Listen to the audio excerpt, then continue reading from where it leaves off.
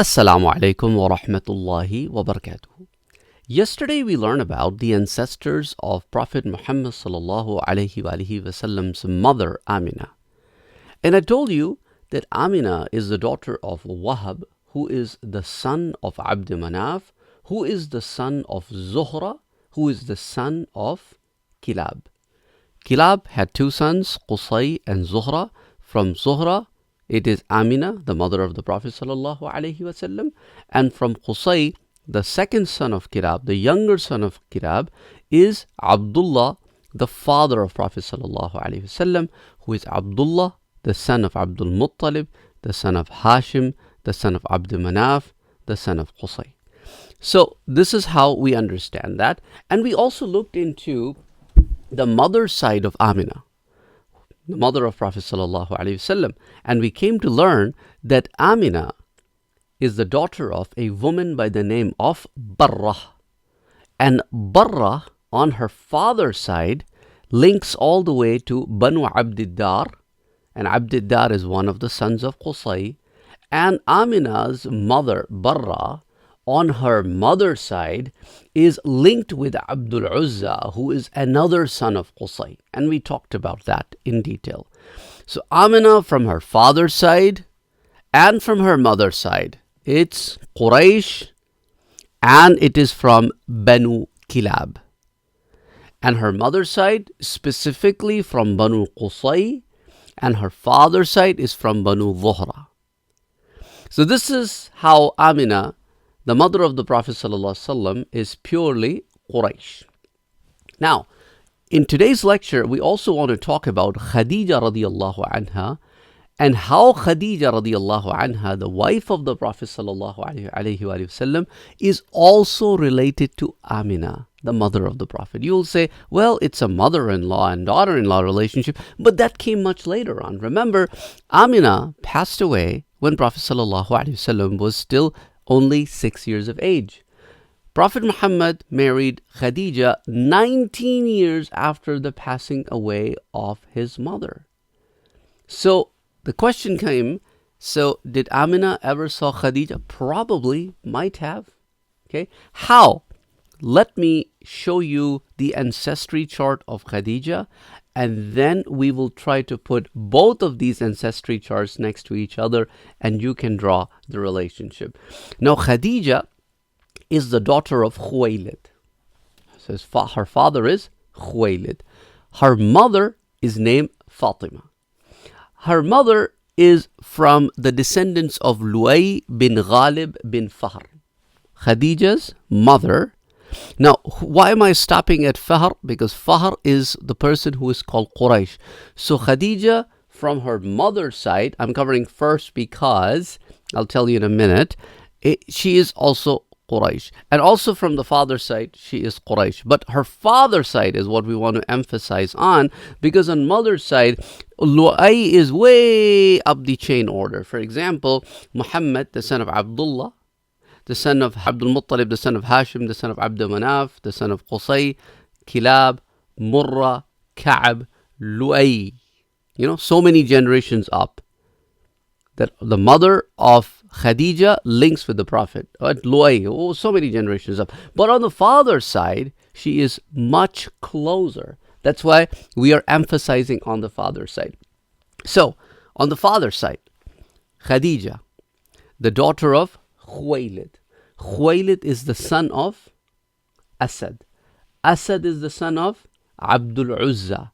And Abdul Uzza is the son of Qusay. So close to the Prophet ﷺ on her father's side. So Qusay had one son by the name of Abd Manaf, whose descendant is the Prophet ﷺ. And Qusay had another son called Abdul Uzza, and through Abdul Uzza's descendants is Khadija radiallahu anha. So Khadija radiallahu anha is so much closer to Prophet sallallahu alaihi wasallam in relationships, because she is from Banu Qusay through Banu Abdul Uzza, and the Prophet sallallahu alaihi wasallam is also Banu Qusay, but through Bani Abd Manaf. Allahu Akbar. So you see this. Now I want you to pay attention to some of these names. Khadija. Khadija, Khuwaylid, the son of Asad. So who is Asad? Asad is the grandfather of Khadija. Okay, keep that in mind. Now let's switch over to the family tree of Amina. Amina, the mother of the Prophet, her mother is Barra. Okay, keep in mind. And Barra's mother is Habib.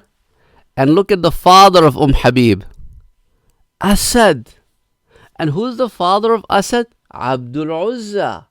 Aha. So looking at Khadija, you see Khuwaylid bin Asad. Looking at Amina, you see Habib bin Asad. So what does that tell you? That means the Amina's maternal grandmother, okay, listen to me carefully. Amina's maternal grandmother means her mom's mom was Khadija's aunt. You see that relationship there?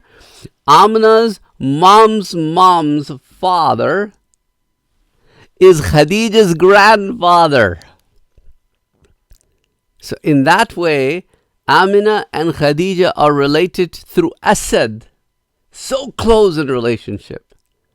Asad, who is the son of Abdul Uzza. So Amina's mother's side and Khadija's father's side, they're linked. Subhanallah.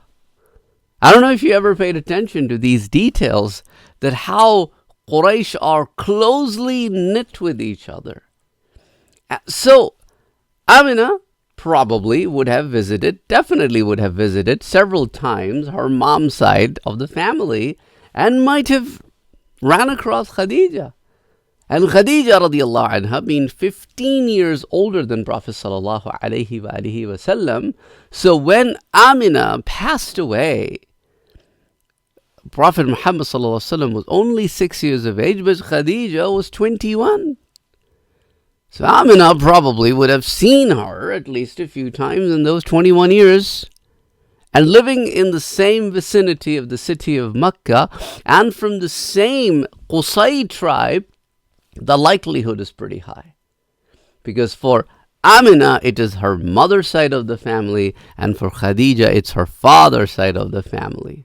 Subhanallah. So when you start looking into these relationships, when you start looking into these tribals, and how things are very closely knit and linked, you're like, wow, it was a very closely knit and very closely linked society. So that's why when Islam started spreading, the people who were opposing Islam and the people who were accepting Islam were very close to each other through several relationships, not just one. So it was extremely hurtful for the people who did not accept Islam that part of their family, someone that they knew, someone that they grew up with, somebody that they are so well connected with, is now going away from the religion of their forefathers. So it became very hard for them to digest that. It became very hard for them that this person is going away and is acting like that.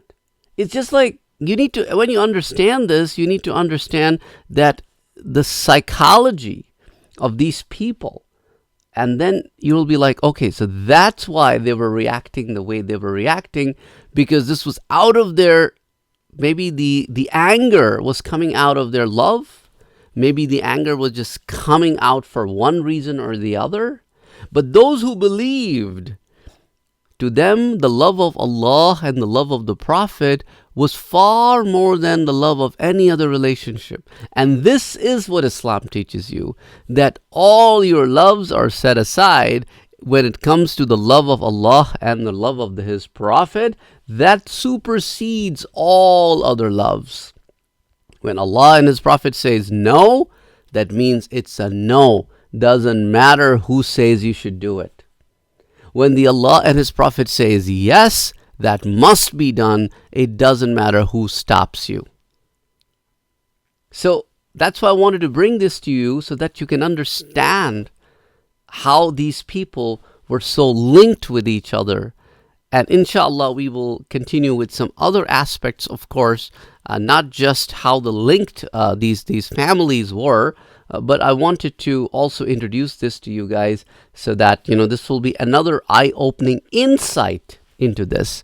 Well, I hope you are enjoying this. Please let me know in the comment section below, because I like this. That's why I wanted to share it with you, and that really helped me understand the Arabian tribe or sub tribes of Quraysh, and how they were reacting the way they were reacting, how they were linked, the way they were linked with each other.